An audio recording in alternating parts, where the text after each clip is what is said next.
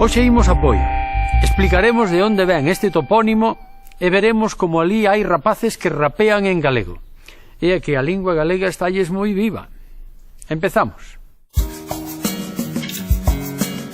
Poio procede dunha palabra latina que hoxe usamos moito no eido do deporte, podium, e que é irmá da palabra grega podion. Significa balcón dunha casa, lugar de honor reservado no teatro ás autoridades, pero tamén outeiro ou coto. En calquera caso, é lugar alto que permite observar unha boa panorámica. Os primeiros habitantes do actual Poio deberon de ver naquel lugar algunha destas características, porque xa no século XII se fala da igrexa e mosteiro de Santos Ioannes de Podio, hoxe San Xoán de Poio. Este noso Poio é irmán de Puello, de Navarra, de Puig, de Cataluña, do Puig, de Occitania, do francés Puy e do italiano Poggio. Ben falado.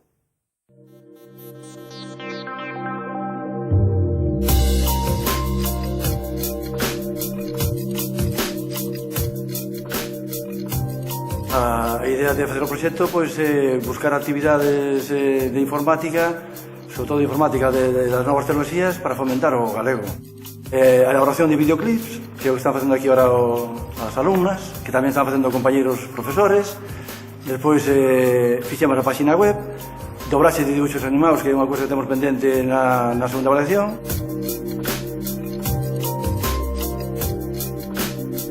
Prácticamente está implicado todo o profesorado, incluso a parte do alumnado, está aberto a todo o mundo.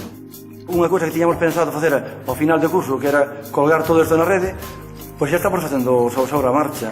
E aproveitamos tamén para facer unha web dinámica tipo periódico, non? A idea tamén é que canta máis xente a vexa, mellor.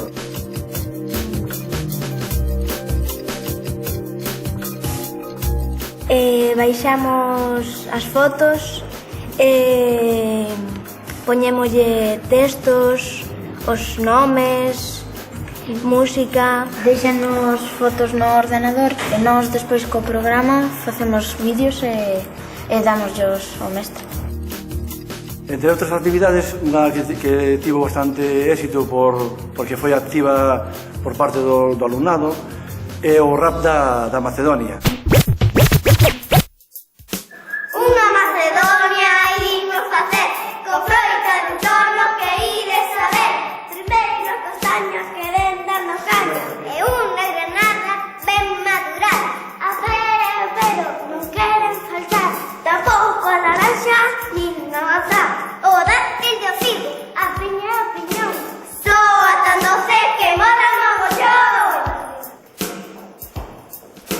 Proba todo, non veras falsada, a froita dun torno son unha gozada. Un verme que alumea na noite. Vagalume. Que parte do corpo utilizamos para escribir? Man. Ves como sabes?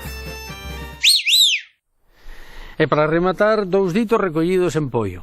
Un en Lourido. Bule, que aí ven a noite por Lourizán.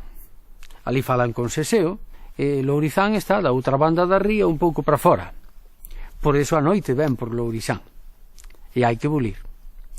E o outro é estar pensando nos paxariños preñados, que é estar absorto, estar sen facer caso ao que os outros din ou fan. Outro día contaremos máis.